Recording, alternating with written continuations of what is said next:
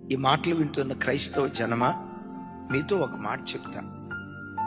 ఇది నా హృదయపు లోతుల నుంచి చెప్తున్న మాట. నీవు ఆరాధించే నీ దేవుడు ఎలాంటి వాడంటే, ప్రవక్తను చేర్చుకుని గిన్నెడు మంచినీళ్ళు ఇచ్చిన ఆ రుణం కూడా దేవుడు ఉంచుకోడట. అలా ప్రతిఫలం పొందిందే రాహాబు. అదే ఇద్దరు దైవ సేవకులకు ఆశ్రయం ఇచ్చిందే, ఆ ఇద్దరు దైవ సేవకులకు తన ఆశ్రయం ఇవ్వటాన్ని బట్టి ఈ వేశ్యను రాజవంశావళిలో దేవుడు చేర్చాడు. ఈ రాహాబుకు సల్మా దొరికాడు. ఆ సల్మాలో నుంచి బోయాజు వచ్చాడు. ఆ బోయాజులో నుండి ఒబేదు వచ్చాడు. ఒబేదులో నుండి యెషయి వచ్చాడు. యెషయిలో నుండి దావీదు వచ్చాడు. ఆ దావీదులో నుండి లోకరక్షకుడైన యేసుక్రీస్తు ప్రభు వారు ఉద్భవించారు. ఎందుకు? ఆ దైవ సేవకులిద్దరికీ ఆశ్రయం ఇచ్చి చేసిన మేలును మరిచిపోని దేవుడు, ఎవరి రుణాన్ని తన దగ్గర ఉంచుకొని దేవుడు. రాహాబు చేసింది ఇంతే గాని రాహాబుకు దేవుడిచ్చింది ఎంతో. క్రైస్తవ జనమా, గిన్నెడు మంచినీళ్ళు ఇస్తే నేను మర్చిపోడే.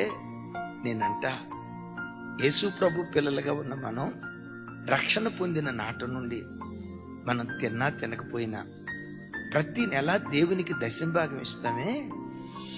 గిన్నెడు మంచినీళ్ళు ఇస్తే నేను మర్చిపోని దేవుడు ఎంత చేస్తున్న నిన్ను నీ దేవుడు ఎలా మర్చిపోతాడు? ఆదివారం దేవుని మందిరానికి వచ్చేటప్పుడు ఇంట్లో రేషన్ లేకపోయినా, వండుకోవటానికి బియ్యం లేకపోయినా, అయ్యో దేవుని మందిరానికి ఒడి చేతులతో ఎలా వెళ్ళేది? చిల్లర పైసలు ఏరుకొని దేవుని మందిరానికి వచ్చి అయ్యో ఒడి చేతులతో రాకూడదని 10 రూపాయలు, 5 రూపాయలు, 100 రూపాయలు నువ్వు కానుకేసి వెళ్తావే. నీ పేద స్థితిలో అంత దేవునికి చేసావే. గిన్నెడు మంచినీళ్ళు ఇస్తే నేను మర్చిపోదు దేవుడు ఎంత చేస్తున్న నిన్ను ఎలా మర్చిపోతాడు ఆయన? రక్షించబడిన నాటి నుండి నేటి వరకు ఉపవాసాలు, జాగరణాలని కడుపు చంపుకొని దేవుని సన్నిధిలో ఉపవాసం ఉండి ప్రార్థన చేసావే. రొమ్ము కొట్టుకుంటూ దేవుని దగ్గర ఏడుస్తూ కన్నీళ్లు గారుస్తూ దేవుని సన్నిధిలో రోధించావే.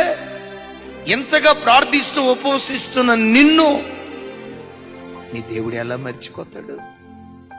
నీ దేవుడు నీకు ఎలా అన్యాయం చేస్తాడు?